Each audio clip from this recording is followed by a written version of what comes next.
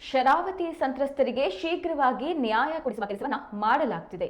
ಸರ್ಕಾರ ಸಂತ್ರಸ್ತರ ಕೈ ಹಿಡಿಯಲಿದೆ ಎಂದು ಶಾಲಾ ಶಿಕ್ಷಣ ಮತ್ತು ಸಾಕ್ಷರತಾ ಇಲಾಖೆ ಸಚಿವ ಎಸ್ ಮಧು ಬಂಗಾರಪ್ಪ ಹೇಳಿದರು.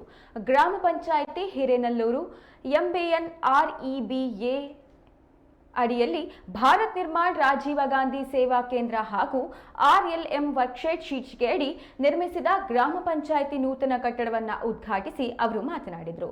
ಶರಾವತಿ ಸಂತ್ರಸ್ತರು ಸೇರಿದಂತೆ ಚಕ್ರ, ವರಾಹಿ ಸಂತ್ರಸ್ತರ ಪರವಾಗಿಯೂ ನಮ್ಮ ಸರ್ಕಾರ ಇದೆ. ಸಂತ್ರಸ್ತರ ಪರವಾಗಿ ವಾದಿಸಲು ಉತ್ತಮ ವಕೀಲರನ್ನೇ ನೇಮಿಸಲಾಗಿದೆ. ಶೀಘ್ರವಾಗಿ ಪ್ರಕರಣ ಇತ್ಯರ್ಥ ಆಗುವ ಭರವಸೆ ಇದೆ. ಕೇಂದ್ರ ಸರ್ಕಾರ ಕೂಡ ವಿಷಯದಲ್ಲಿ ಉತ್ತಮವಾಗಿ ಸ್ಪಂದಿಸಿದೆ. ಈ ಎಲ್ಲಾ ಸಂತ್ರಸ್ತರ ಕಾರಣದಿಂದ ನಾವಿಂದು ಬೆಳಕು ಕಾಣ್ತಿದ್ದೇವೆ. ಅವರಿಗೆ ನ್ಯಾಯ ಒದಗಿಸುವ ಕೆಲಸ ನಾವು ಮಾಡ್ತೇವೆ ಎಂದು ಭರವಸೆಯನ್ನ ನೀಡಿದರು.